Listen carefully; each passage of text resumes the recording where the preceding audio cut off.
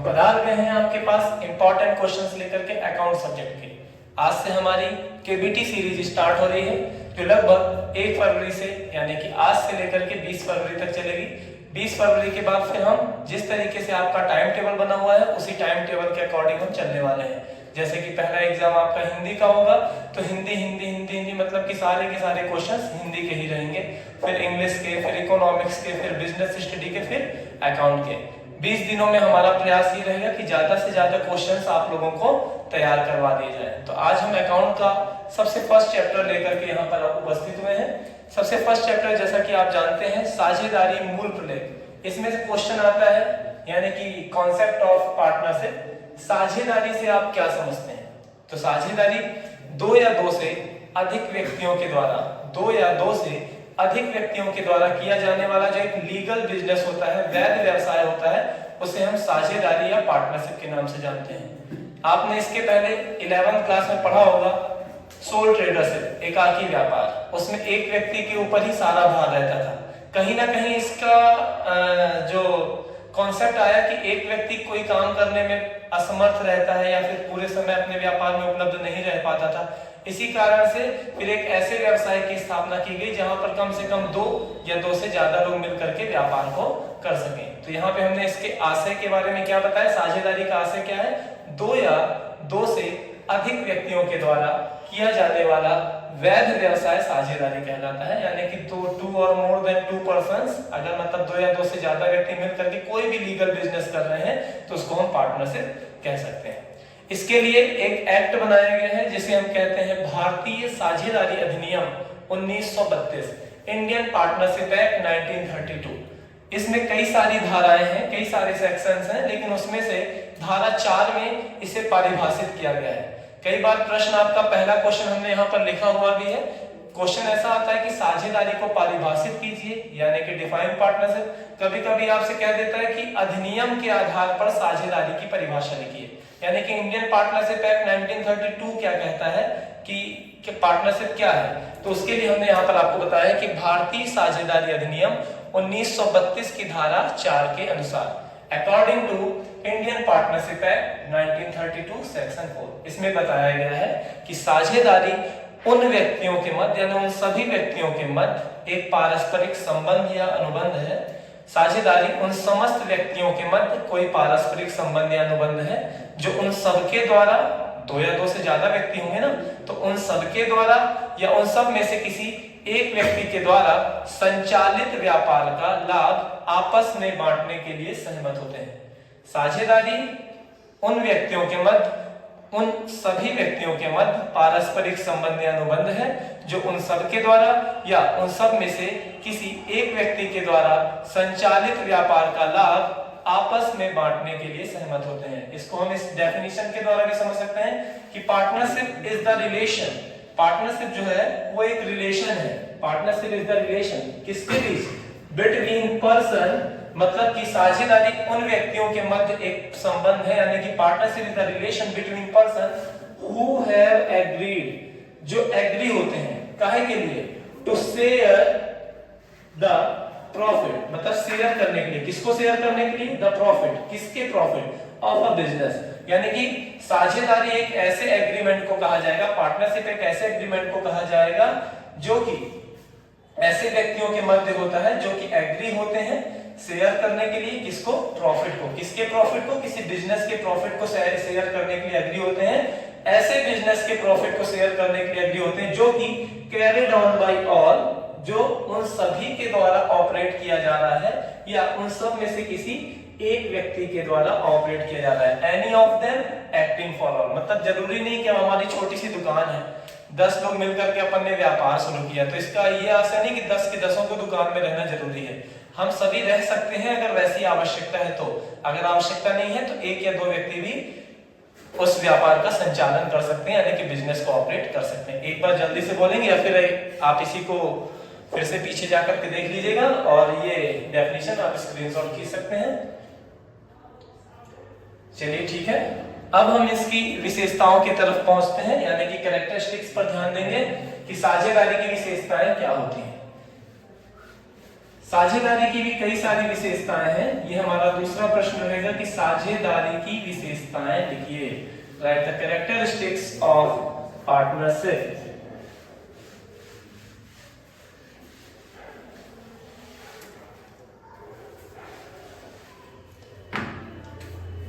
तो हम बढ़ते हैं अपने दूसरे प्रश्न की तरफ।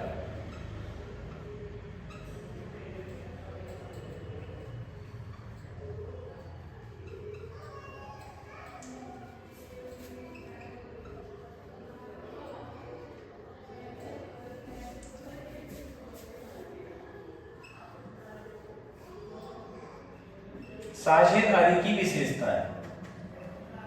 साझेदारी की जो सबसे पहली विशेषता होती है, दो या दो से अधिक व्यक्तियों का होना। दो या दो से अधिक व्यक्तियों का होना।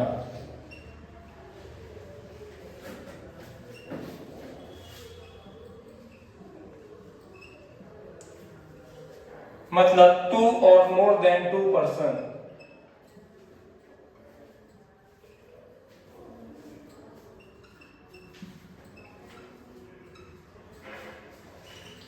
साझेदारी की पहली विशेषता की तरफ हम बढ़ते हैं। तो दो या दो से अधिक व्यक्ति। देखिए, जो हमारा साझेदारी अधिनियम 1932 बना हुआ था, उसमें साझेदारी व्यापार में कम से कम 2 और अधिक से अधिक 20 मेंबर हुआ करते थे। लेकिन कंपनी अधिनियम 2013 जो आया हुआ है, उसके आधार पर साझेदारों की संख्या को बढ़ा दिया गया है। तो हम इसका डिटेल इस हिसाब से लिख सकते हैं कि सामान्य साझेदारी व्यापार में साझेदारों की न्यूनतम संख्या 2 और अधिकतम संख्या कितनी होती है? 50 होती है। सामान्य साझेदारी व्यापार की बात हो रही है कि अगर आप कोई सामान्य साझेदारी व्यापार करते हैं तो न्यूनतम यानी कि मिनिमम 2 सदस्य हो सकते हैं और अधिकतम कितने सदस्य हो सकते हैं? 50 सदस्य हो सकते हैं। जबकि बैंकिंग व्यवसाय की दशा में कम से कम 2 और अधिक से अधिक 10 सदस्य हो सकते हैं। ठीक है ना? ये पहली विशेषता। इसमें मिनिमम 2 मेंबर्स हो सकते हैं और मैक्सिमम 50 मेंबर्स हो सकते हैं। ठीक है ना? इसके बाद अगर अपन बैंकिंग बिजनेस की बात करें तो मिनिमम 2 मेंबर्स और मैक्सिमम 10 मेंबर्स हो सकते हैं। ठीक है ना? ये है अपना नॉर्मल पार्टनरशिप बिजनेस और ये हो जाएगा अपना बैंकिंग बिजनेस। ये इसकी पहली विशेषता है। बड़े ही आराम से इसमें लिख सकते हैं हम कि सामान्य साझेदारी व्यापार में कम से कम 2 व्यक्ति और अधिक से अधिक 50 व्यक्ति सदस्य हो सकते हैं। जबकि बैंकिंग व्यवसाय की दशा में साझेदारों की न्यूनतम संख्या 2 और अधिकतम संख्या 10 हो सकती है। अगर किसी भी कंडीशन में साझेदारों की न्यूनतम संख्या, मिनिमम मेंबर्स के जो नंबर होंगे वो अगर 2 से कम होते हैं या मैक्सिमम में 50 से अधिक हो जाते हैं तो उसको साझेदारी नहीं कहा जाएगा। ऐसी साझेदारी को साझेदारी नहीं बल्कि संयोग कहा जाता है। इस बात का ख्याल रखेंगे। दूसरी विशेषता की तरफ हम बढ़ते हैं। तो दूसरी विशेषता है पारस्परिक संबंध या अनुबंध। पारस्परिक संबंध या अनुबंध मतलब म्यूचुअल रिलेशन और एग्रीमेंट। म्यूचुअल रिलेशन और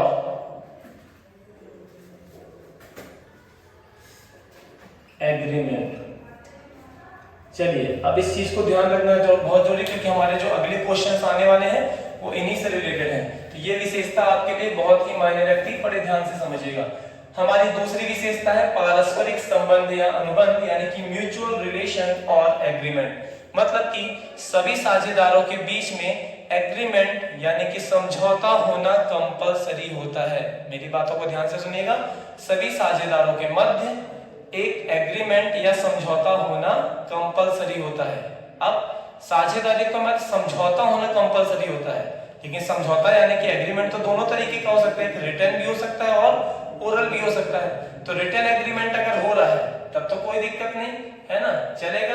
और ओरल एग्रीमेंट हो रहा तो भी कोई दिक्कत नहीं। हाँ, लेकिन अगर आपसे ऐसा कहा जाता है कि रिटन एग्रीमेंट करना कंपलसरी है तो हाँ, रिटन एग्रीमेंट यानी लिखित समझौता करना अनिवार्य नहीं है। लिखित समझौता करना यानी कि रिटन एग्रीमेंट करना ऐच्छिक होता है। रिटन एग्रीमेंट करना वॉलेंटरी होता है, अनिवार्य नहीं। समझौता करना अनिवार्य होता है, जबकि लिखित समझौता करना ऐच्छिक होता है। एग्रीमेंट करना कंपलसरी होता है, लेकिन अगर हम बात करें कि रिटर्न एग्रीमेंट करना कंपलसरी होता है तो नहीं, रिटर्न एग्रीमेंट करना वॉलंटरी होता है, कंपलसरी नहीं होता है। ठीक है ना। तो इसकी दूसरी विशेषता हो जाती है पारस्परिक संबंध या अनुबंध, यानी सभी साझेदारों के मध्य समझौता होना अनिवार्य है। यह समझौता लिखित भी हो सकता है और मौखिक भी हो सकता है, लेकिन लिखित समझौते को ज्यादा मान्यता दी जाती है। ऑब्जेक्टिव के अंतर्गत मैं बता रहा था आपको कि लिखित समझौता करना अनिवार्य नहीं है, ऐच्छिक है, कंपलसरी नहीं है, वॉलंटरी है। ठीक है। तीसरी बात पे आते हैं कि भैया व्यापार चलाएगा कौन, या व्यापार का संचालन किस प्रकार से होगा। तो व्यापार का संचालन मतलब ऑपरेशन ऑफ बिजनेस।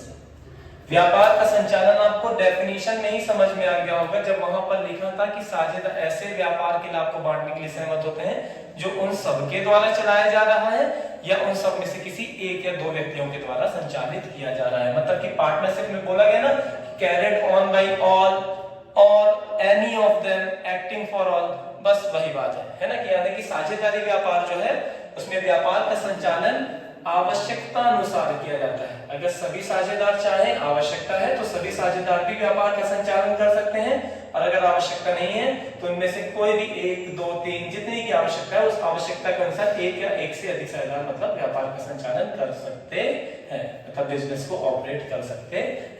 चौथी विशेषता की तरफ बढ़ते हैं, ज्यादा विशेषता नहीं देखेंगे, विशेषता तो इसकी बहुत सारी है, जैसे कि प्रॉफिट डिस्ट्रीब्यूशन।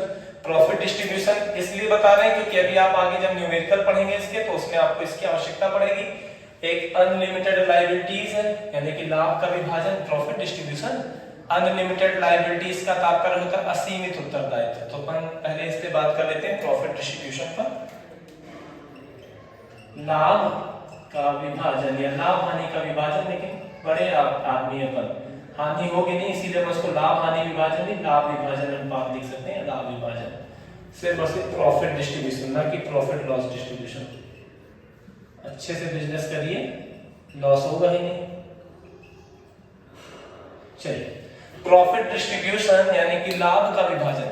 हम अगर अकेले व्यापार कर रहे हैं तो हमारा मुख्य उद्देश्य सिर्फ और सिर्फ लाभ कमाना होता है, लेकिन अगर हम साझेदारी व्यापार में हैं तो साझेदारी व्यापार का मुख्य उद्देश्य सिर्फ लाभ कमाना नहीं होता है, बल्कि लाभ को कमा करके उसको सभी साझेदारों के बीच में बांटना भी होता है, ताकि सभी साझेदार सेटिस्फाइड हो सके भैया कि हमको किसी प्रकार की कोई दिक्कत नहीं है, जो लाभ मिला है वो पर्याप्त है। तो प्रॉफिट डिस्ट्रीब्यूशन जो है बेटा वो 2-3 प्रकार से किया जा सकता है ना। एक तो किसी निश्चित अनुपात में, यानी कि निश्चित अनुपात क्या कहलाता है, एग्रीड रेशियो आपका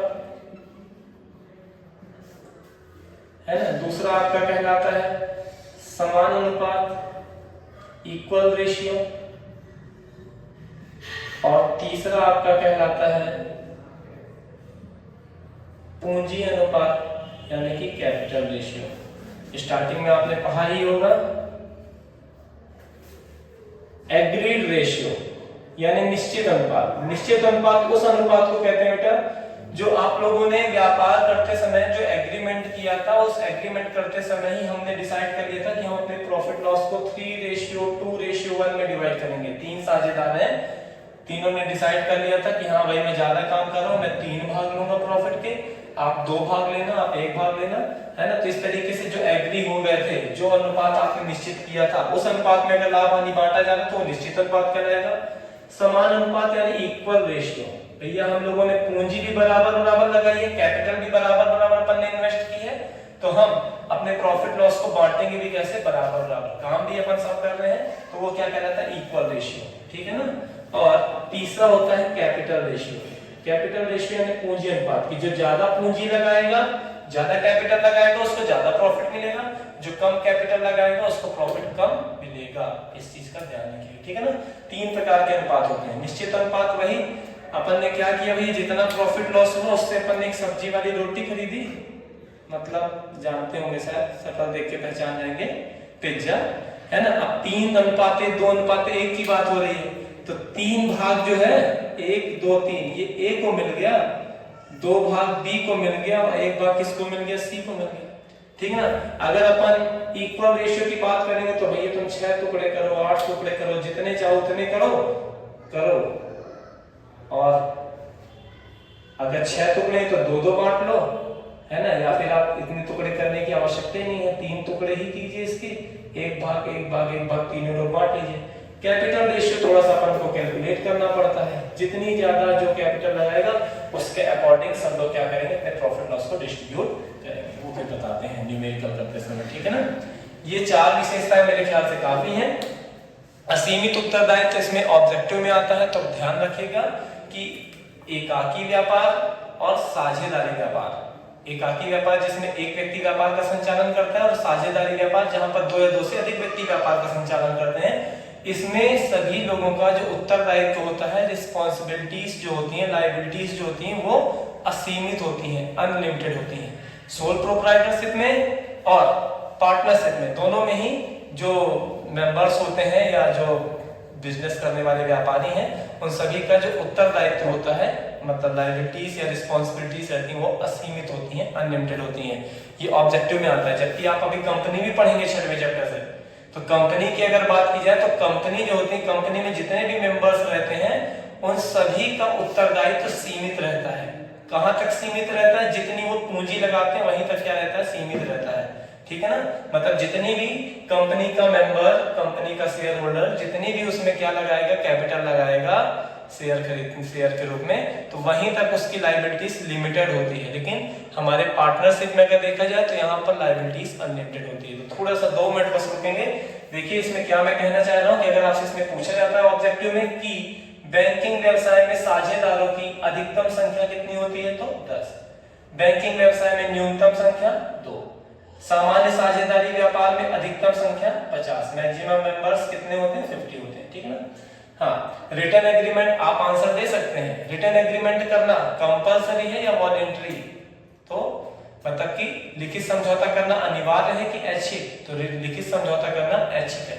मैंने बताया कि समझौता करना यानी एग्रीमेंट या अनुबंध करना क्या होता है, कंपलसरी होता है, अनिवार्य होता है। लेकिन लिखित समझौता करना अनिवार्य नहीं होता है, ऐच्छिक होता है, यानी कि वॉलेंटरी होता है। समझौते हम दोनों प्रकार से कर सकते हैं। व्यापार का संचालन सभी साझेदारों के द्वारा भी किया जा सकता है, और सभी में से किसी 1 या 2 या 3 जैसी आवश्यकता है, आवश्यकता अनुसार 1 या 2 साझेदारों के द्वारा किया जा सकता है। लाभ का विभाजन, तो भैया लाभ का विभाजन 3 तरीके से करते हैं। निश्चित अनुपात में भी कर सकते हैं, निश्चित अनुपात के बाद इक्वल इक्वल इक्वल यानी बराबर बराबर अनुपात में भी कर सकते हैं, या फिर जितनी पूंजी हमने लगाई है उस पूंजी के अनुसार, मतलब कि कैपिटल रेशियो में भी व्यापार का जो भी लाभ है उसको आपस में बांट सकते हैं, ठीक है। तो ये हमारे 2 क्वेश्चंस पूरे हुए। मैं 2 छोटे छोटे क्वेश्चंस और लेकर के आपको बस बताना चाह रहा हूँ। अगले क्वेश्चन हम पढ़ने वाले हैं साझेदारी संलेख क्या है, और साझेदारी संलेख में लिखी जाने वाली मुख्य बातें, साझेदारी संलेख के अभाव में लागू होने वाले नियम, मतलब कि what is partnership deed, right its main contents, और right the rules applicable in absence of partnership deed. इस पे चर्चा करते हैं। चलिए बोर्ड में डालो तब तक ना।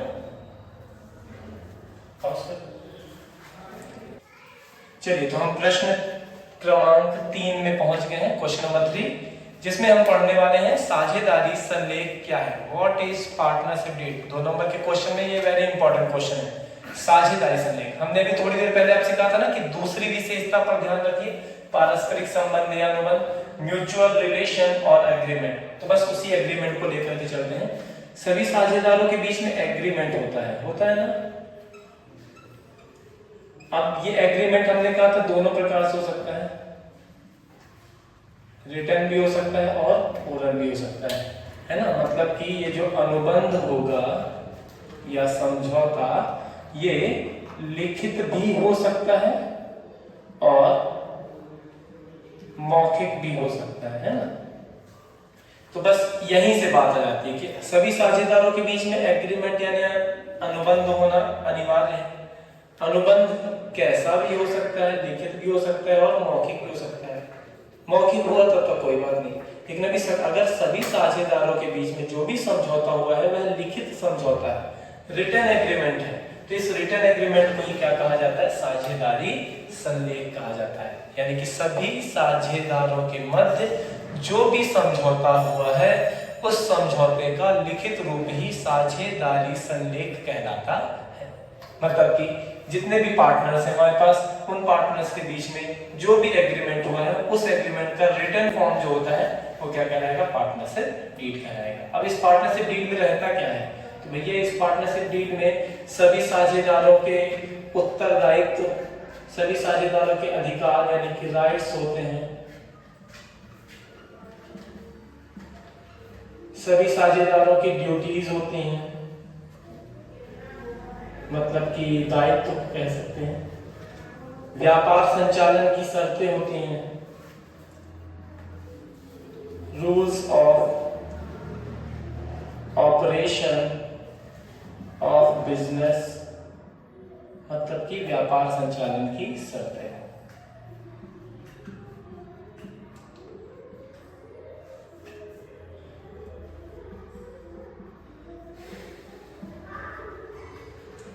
ठीक है ना? तो साझेदारी संलेख में क्या क्या होता है? तो मुख्य रूप से अधिकार, दायित्व, व्यापार संचालन की शर्तें लिखी हुई होती हैं। होने को तो इसमें और बहुत सारे नियम होते हैं कि भैया हम व्यापार कहाँ तक करेंगे, कैसे करेंगे, कोई नया पार्टनर आ रहा है तो कैसे आ रहा है, कोई साझेदार फर्म को छोड़कर जाना चाहता है तो कैसे जाएगा, है ना? मतलब अगर कोई पार्टनर की अचानक से मृत्यु हो जाती है तो उस संबंध में हम क्या कहते हैं? सारे के सारे नियम कानून जो होते हैं वो सब के सब इसी साझेदारी संलेख यानी कि पार्टनरशिप डीड में लिखे होते हैं। पार्टनरशिप डीड कुछ नहीं, मात्र और मात्र एक रिटन एग्रीमेंट है। ऑब्जेक्टिव में वो सही जोड़ी जो होती है, मैच द कॉलम, उसमें आ सकता है कि लिखित समझौता या लिखित अनुबंध क्या कहलाता है? तो पार्टनरशिप डीड कहलाता है। यानी कि रिटर्न एग्रीमेंट किसको कहेंगे? तो रिटर्न एग्रीमेंट हम कहेंगे पार्टनरशिप डीड को। ठीक है ना? मुख्य रूप से सिर्फ इतना बता दें हम कि साझेदारी संलेख सभी साझेदारों के मध्य होने वाले समझौते का लिखित रूप साझेदारी संलेख कहलाता है, और इसमें सभी साझेदारों के अधिकार, सभी साझेदारों के अधिकार, सभी साझेदारों के दायित्व और व्यापार संचालन की शर्तें मुख्य रूप से लिखी होती है। मतलब ऑल पार्टनर्स के जितने भी राइट्स हैं, ड्यूटीज हैं और rules of operation of business, ये सभी चीजें जो होती हैं पार्टनरशिप डीड में लिखी हुई होती है। चलिए तो हम चौथे क्वेश्चन की तरफ बढ़ते हैं, और चौथा क्वेश्चन है हमारा, साझेदारी संलेख में लिखी जाने वाली मुख्य बातें कौन कौन सी हैं? यानी कि right the main contents of partnership deed. मतलब हम चौथा क्वेश्चन बताने जा रहे हैं कि इसमें ये जो डीड रहती है पार्टनरशिप डीड, इसमें मेन कंटेंट्स क्या क्या है? ठीक है, right the main contents of partnership deed. तो अपन से बात कर रहे हैं किसकी? मेन कंटेंट्स की। साझेदारी संलेख में लिखी जाने वाली मुख्य बातें। आज थोड़ा मेहनत करनी पड़ रही है, चिंता मत करिए, 2-4 दिनों की बात है, हमारे पास भी डिजिटल बोर्ड होगा और अच्छे से आपको बातें समझ में आएंगी। थोड़ा सा जो टाइम वेस्ट हो रहा है वो टाइम बच जाएगा अपना। ठीक है ना? चलिए तो हम बात कर रहे थे साझेदारी संलेख में लिखी जाने वाली मुख्य बातें कौन कौन सी होती हैं। Right the main contents of partnership deed. Partnership deed में हम कई प्रकार की बातें लिखते हैं, कई प्रकार की बातें लिखी होती हैं इसमें, है ना? लेकिन हम अपने क्वेश्चन के अनुरूप मात्र 4-5 बातों को लेकर के इसमें बात करेंगे। सबसे पहली बात, अगर देखिए भाई आप लोगों ने एग्रीमेंट बनाया, एक किताब आप कोई उठा लिया, सबसे पहले क्या होता है उस किताब के ऊपर? उसका नाम लिखा होता है, तो वही उसका नाम है ना। तो बस हमारी जो जहां पे हम व्यापार करेंगे ना, क्या कहलाएगी? फर्म कहलाएगी, है ना? तो उस फर्म का नाम एवं पता। साझेदारी संलेख में लिखी जाने वाली मुख्य बातों में सबसे पहले आता है फर्म का नाम एवं पता, नेम एंड एड्रेस ऑफ। ठीक है ना? ये पहली चीज आ गई। इसका हम पीडीएफ भी आपको हमारे कॉमर्स वाले सर, कॉमर्स अंडरस्कोर वाले अंडरस्कोर सर अंडरस्कोर अंडरस्कोर, इसमें आपको इसके पीडीएफ भी मिल जाएंगे। ठीक है ना? इसमें भी यूट्यूब पे भी हम सारे पीडीएफ अपलोड करेंगे। जैसा भी होता है आप इसको फिर उसके माध्यम से भी पढ़ सकते हैं। ठीक है ना? तो फर्म का नाम एवं पता, तो सबसे पहले हम अपने साझेदारी संलेख में यानी कि पार्टनरशिप डीड में लिखने वाले हैं फर्म का नाम और फर्म का पता। फर्म का पता तो जो होगा वो लिखेंगे, फर्म का नाम जो होगा हम कुछ भी रख सकते हैं, लेकिन वो किसी अदर फर्म से, अदर रजिस्टर्ड फर्म से मिलता जुलता नहीं होना चाहिए। मतलब कि जैसे कि पार्ले जी बिस्कुट है की कंपनी है, हमको बिस्कुट की कंपनी खोलनी है, बिस्कुट है ना बनाने हैं, तो बिस्किट्स में अपन पार्ले ई रख लीजिए, पार्ले एफ रख लीजिए, लेकिन पार्ले जी जो है वो आप नहीं रख सकते। 2020 है, 50-50 है, उस नाम से तो ये कंपनियां खुल चुकी हैं। आपको नई कंपनी खोलनी है, बिस्किट ही बनाने हैं, तो 30-30 रख लीजिए, 40-40 रख लीजिए, ठीक है ना। मतलब कहने का तात्पर्य सिर्फ और सिर्फ इतना है कि फर्म का नाम हम कुछ भी रख तो सकते हैं, लेकिन वो किसी अन्य रजिस्टर्ड फर्म से मिलता जुलता नहीं होना चाहिए। दूसरी बात जो होती है वो होती है साझेदारों का नाम एवं पता। साझेदारों का नाम एवं पता, मतलब कि नेम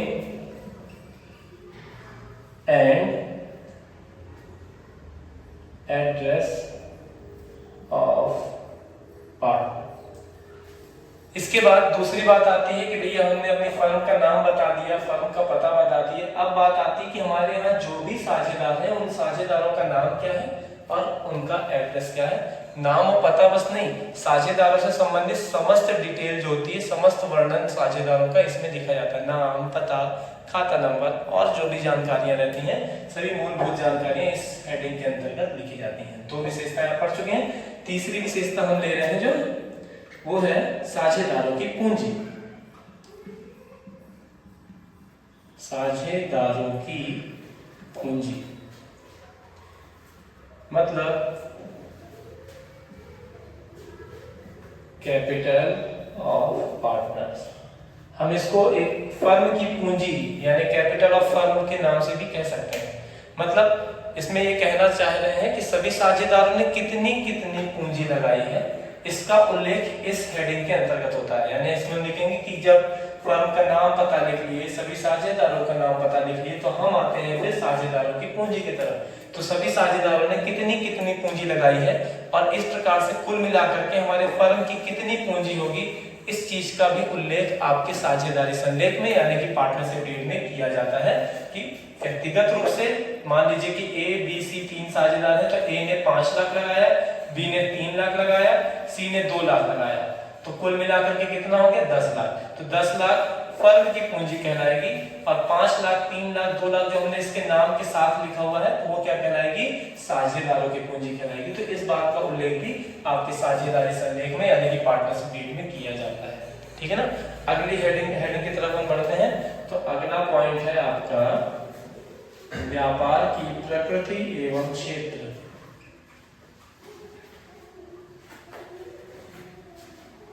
व्यापार की प्रकृति एवं क्षेत्र मतलब कि नेचर। ये दो हेडिंग्स को हमने एक में मिला के लिखा, nature and area of business. मतलब कहने का ये तात्पर्य है कि हम जो व्यापार करेंगे वो किस प्रकार की वस्तुओं का व्यापार करेंगे, वो प्रकृति में आ जाएगा यानी कि व्यापार के नेचर में आ जाएगा, व्यापार यानी बिजनेस के नेचर में आ जाएगा। और क्षेत्र कि हमारा व्यापार का क्षेत्र, हमारा जो भी व्यापार है वो कहाँ पे रहने वाला, मतलब हमारे आसपास के एरिया में लोकल बिजनेस करने वाले हैं अपन, की स्टेट लेवल में करने वाले हैं, कि राष्ट्रीय व्यापार यानी नेशनल लेवल पे करने वाले हैं, या बिल्कुल वर्ल्ड इंटरनेशनल लेवल पर करने वाले हैं, अंतरराष्ट्रीय व्यापार। तो वो इसके अंतर्गत लिखना अनिवार्य होता है कि हम जो भी व्यापार करेंगे उस व्यापार का क्षेत्र यानी एरिया क्या होगा। तो हमने आपको 4 विशेषताएं बताई। सबसे पहले हमने क्या बताया कि फर्म का नाम और पता लिखा हुआ होना चाहिए। फर्म का नाम कुछ भी हो सकता है लेकिन वो किसी अन्य रजिस्टर्ड फर्म से मिलता जुलता नहीं होना चाहिए। दूसरी बात हमने आपको बताई, सभी इसके बाद सभी साझेदारों का नाम और पता लिखा हुआ होना चाहिए। साझेदारों के नाम पते के साथ साथ उनकी अन्य मूलभूत यानी बेसिक जो डिटेल रहती है वो भी लिखी जाएगी, मूलभूत जानकारी। साझेदारों की पूंजी यानी कैपिटल ऑफ पार्टनर्स में हमने बताया कि व्यक्तिगत रूप से पर्सनली इन्होंने कितनी कितनी कैपिटल लगाई, कितना कितना पूंजी इन्होंने यहाँ पर इन्वेस्ट किया है वो लिखेंगे। और उसके बाद फर्म की कुल पूंजी कितनी हो रही है वो भी इसी के अंतर्गत लिखी जाती है।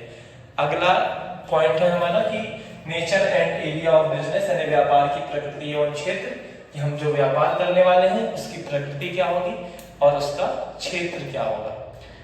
चलिए ये तो हमारे 4 क्वेश्चन हुए। एक क्वेश्चन मैं और बताना चाह रहा हूँ कि अगर पार्टनरशिप डीड ना बनी हुई हो, यानी हमने रिटन एग्रीमेंट नहीं, हमने ओरल एग्रीमेंट किया है। अब ओरल एग्रीमेंट अगर हम कर रहे हैं तो ओरल एग्रीमेंट यानी कि मौखिक समझौते की दशा में, यानी कि जब हम रिटन एग्रीमेंट नहीं बना रहे हैं, रिटन नहीं बना रहे मतलब ओरल किए होंगे, ऐसी दशा में क्या क्या नियम लागू होते हैं। तो प्रश्न आपका जो आता है वो इस तरीके से आता है कि साझेदारी संलेख के अभाव में कौन कौन से रूल्स लागू होते हैं, कौन कौन से नियम लागू होते हैं, यानी कि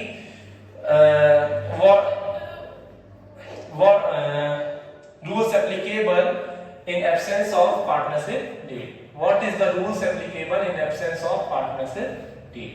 यहाँ क्वेश्चन नहीं है तो क्वेश्चन आप ऐसे लिखने, मैं बोल दे रहा हूँ what is the rules applicable in absence of partnership deed, यानी कि साझेदारी संलेख के अभाव में लागू होने वाले नियम। तो साझेदारी संलेख के अभाव में लागू होने वाले नियम, ये हमारा 5वां क्वेश्चन है। मैं सिर्फ नियम की बात कर ले रहा हूँ यहाँ पर। ये वो नियम है जब हम साझेदारी संलेख नहीं बनाते हैं, है ना, यानी कि पार्टनरशिप डीड नहीं बनी हुई है, तब की कंडीशन में कौन कौन से नियम लागू होते हैं, ठीक है ना। अगर हम साझेदारी संलेख बेटा नहीं बना रहे हैं तो अब ये चीज जो है आपके न्यूमेरिकल से रिलेटेड है। जब हम न्यूमेरिकल पढ़ते हैं, कल हम इसके क्वेश्चन बताएंगे, लाभ हानि नियोजन खाता यहाँ पर बनाया जाता है, profit and loss appropriation account. तो जब हम लाभ हानि नियोजन पढ़ेंगे, लाभ हानि नियोजन खाता, तो उस खाते में एक पॉइंट आता है पूंजी पर ब्याज, मतलब इंटरेस्ट ऑन कैपिटल।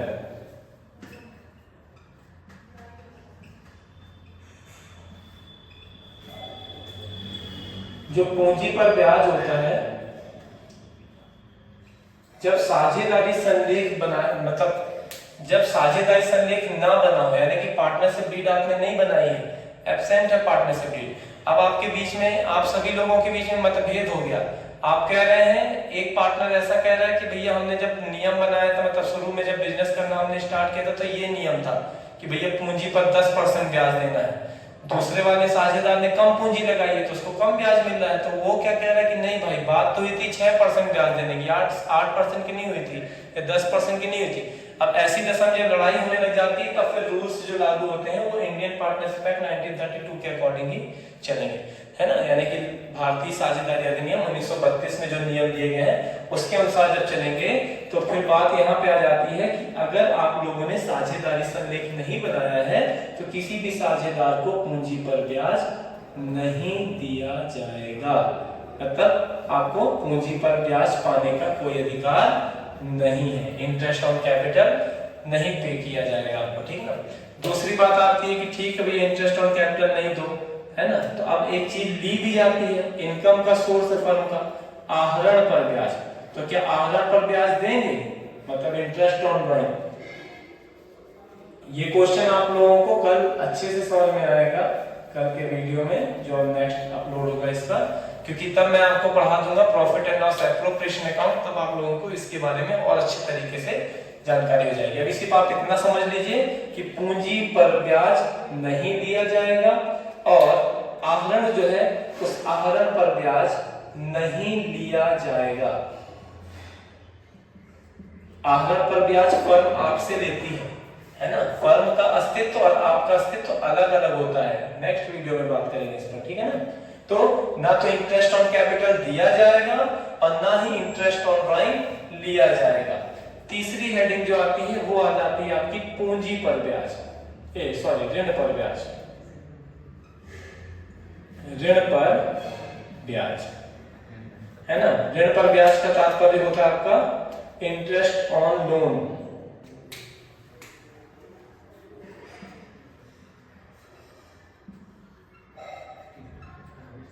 हाँ, तो इसके लिए थोड़ा ध्यान से समझिएगा। देखिए, पूंजी पर ब्याज नहीं दिया जाएगा, कोई दिक्कत नहीं, साझेदारों से संबंधित मामला है। आहरण पर ब्याज नहीं लिया जाएगा, ये भी कोई बात नहीं, ये भी साझेदारों यानी कि हमारे पार्टनर्स से रिलेटेड मैटर हो गया है ना। इंटरेस्ट ऑन लोन यानी कि पूंजी ऋण पर ब्याज की जो बात हो रही है, ऋण जरूरी तो नहीं कि हम अपने साझेदारों से ही ऋण लें, किसी भी बाहरी व्यक्ति या बाहरी संस्था से अपन ने ऋण लिया है यानी कि लोन लिया है तो उस पर ब्याज देना फिर जरूरी होता है। लेकिन ब्याज जो दिया जाता है उसकी दर यहाँ पर यानी कि रेट ऑफ इंटरेस्ट फिक्स कर दिया गया है कि 6% 6% प्रति वर्ष की दर से आपको ऋण पर ब्याज का भुगतान किया जाएगा। यानी इंटरेस्ट ऑन लोन जो आपको पे किया जाएगा 6% पर एनम के रेट से दिया जाएगा। ठीक है ना, इस बात का ख्याल रखेंगे। बहुत बार ऑब्जेक्टिव टाइप क्वेश्चन में पूछा गया है कि साझेदारी संलेख के अभाव में ऋण पर ब्याज खाली स्थान प्रतिशत प्रति वर्ष की दर से दिया जाता है तो 6% प्रति वर्ष की दर से दिया जाता है। 6% पर एनम के रेट से आपको इंटरेस्ट पे किया जाता है। कब? जब आपकी पार्टनरशिप डीड एब्सेंट रहती है। ठीक है ना। हाँ, एक बात और, आजकल क्वेश्चन जो आते हैं वो इस तरीके इंटरेस्ट ऑन लोन पूछे नहीं जाते हैं। अभी जो आपके हाफ ईयरली एग्जाम हुए, क्वार्टरली एग्जाम, उसमें जो क्वेश्चन आया था कि जब पार्टनरशिप डीड नहीं बनी होती है यानी साझेदारी संलेख का अभाव होता है तो ऐसी कंडीशन में इंटरेस्ट ऑन कैपिटल कितना दिया जाता है, पूंजी पर कितने प्रतिशत की दर से ब्याज दिया जाता है। तो भैया आपको बता दें कि जब साझेदारी संलेख नहीं बना होता है तो पूंजी पर ब्याज दिया ही नहीं जाता है, आहरण पर ब्याज लिया ही नहीं जाता है। तो इस बात का आप ख्याल रखेंगे। हाँ, व्यापार का संचालन थोड़ा सा देख लेते हैं। व्यापार का संचालन मतलब कि ऑपरेशन ऑफ बिजनेस। अब आप कहेंगे डेफिनेशन में तो लिखा हुआ था, तो डेफिनेशन में क्या लिखा हुआ था उस चीज का ख्याल रखें। हाँ, तो डेफिनेशन में लिखा हुआ है कि भैया व्यापार का संचालन सभी साझेदारों के द्वारा भी किया जा सकता है और आवश्यकता अनुसार एक या एक से अधिक यानी एक या दो या तीन साझेदारों के द्वारा भी किया जा सकता है। परिभाषा में तो सिर्फ इतना ही कहा गया है कि सभी व्यक्तियों के द्वारा या सभी में से किसी एक व्यक्ति के द्वारा संचालित व्यापार का, लेकिन इसमें ऐसा नहीं। अब यहाँ पे कहा जा रहा है कि अगर साझेदारी संलेख नहीं बना है सबको आकर के अपने बिजनेस पर टाइम देना पड़ेगा। मतलब कि व्यापार का संचालन सभी साझेदारों के द्वारा किया जाएगा। व्यापार का संचालन सभी साझेदारों के द्वारा किया जाएगा यानी कि बिजनेस को जो ऑपरेट करने की बात आ रही है तो ऑल पार्टनर्स बिजनेस को ऑपरेट करेंगे, कोई भी एक भी इसमें से छूट नहीं सकता। ठीक है ना। तो व्यापार का संचालन भी आपने समझ लिया। एक बात और लास्ट समझ लें, लाभ का विभाजन। लाभ हानि होती है लेकिन मैं तो भैया बस यही चाहता हूं कि आप लाभ का ही विभाजन करें, हानि का विभाजन करने की नौबत ना आए तो अच्छा है ना। Profit distribution. तो अभी आपने देखा था ना पहले क्वेश्चन में, दूसरे क्वेश्चन में कि लाभ का विभाजन जो किया जाएगा वो कैसे किया जाएगा। तो प्रॉफिट का डिस्ट्रीब्यूशन जो होता है वो तीन प्रकार से उसमें हम कर रहे थे। हम जैसा एग्रीड रेशियो में, एग्रीड रेशियो का तात्पर्य होता है निश्चित अनुपात, यानी कि अपन ने एग्रीमेंट के समय निश्चित कर लिया, तो यहाँ तो एग्रीमेंट बना ही नहीं है। दूसरा फिर हमने कहा था इक्वल इक्वल कि सब लोग पूंजी भी लगा रहे हैं, कैपिटल भी बराबर बराबर इन्वेस्ट कर रहे हैं, है ना, और काम भी सब लोग कर रहे हैं, तो भैया इक्वल इक्वल बांटेंगे। अब तीसरा आ जाता है कैपिटल रेशियो यानी पूंजी के अनुसार, जो ज्यादा पूंजी लगाएगा उसको ज्यादा, जो कम पूंजी लगाएगा उसको कम। तो यहाँ पर इन तीनों में से सिर्फ एक रूल अप्लाई होता है कि अगर साझेदारी संलेख नहीं बनाया गया है, पार्टनरशिप डीड अगर एब्सेंट है, तो ऐसी कंडीशन में प्रॉफिट का डिस्ट्रीब्यूशन जो होगा वो समान अनुपात में किया जाएगा। समान अनुपात का तात्पर्य है कि इक्वल रेशियो में डिवाइड किया जाएगा। चलिए, तो इस तरीके से आपका ये पांचवा क्वेश्चन भी हुआ कंप्लीट। अब हम मिलेंगे दोपहर में इकोनॉमिक्स का वीडियो लेकर के, जिसमें आपको इकोनॉमिक्स के पहले चैप्टर के इंपॉर्टेंट क्वेश्चन मिलेंगे। थोड़ा सा आपको प्रयास करना पड़ रहा है कि समय को ज्यादा लग रहा है क्योंकि हमारे पास अभी डिजिटल बोर्ड की व्यवस्था नहीं हो पाई है अभी, लेकिन बस 2-4 दिनों के अंदर ही डिजिटल बोर्ड आ जाएगा जिसमें आपको और अच्छी तरीके से और अच्छी क्वालिटी की वीडियोस आपको हम उपलब्ध करा पाएंगे। ये 5 क्वेश्चन जो हमने बताए हैं इनमें आने की पूरी उम्मीद है। आप इनको बड़े ही ध्यान से सुनेंगे, समझेंगे और लिख करके याद करने का भी प्रयास करेंगे। इनके जो पीडीएफ में इनकी जो थ्योरी है वो हम आपको पीडीएफ फॉर्म पे आपको उपलब्ध करा देंगे। ठीक है ना। ठीक है, तो धन्यवाद। बस एक लास्ट बात ये भी पूछी जाती है आपसे कि जब पार्टनरशिप डीड एब्सेंट रहती है तो प्रॉफिट डिस्ट्रीब्यूशन के लिए रेशियो कौन सा रहता है, तो प्रॉफिट डिस्ट्रीब्यूशन इक्वल रेशियो में किया था, लाभ हानि का विभाजन जो होता है या फिर लाभ का विभाजन जो होता है वो समान अनुपात में किया था, बराबर बराबर किया था। ठीक है, thank you, all the best.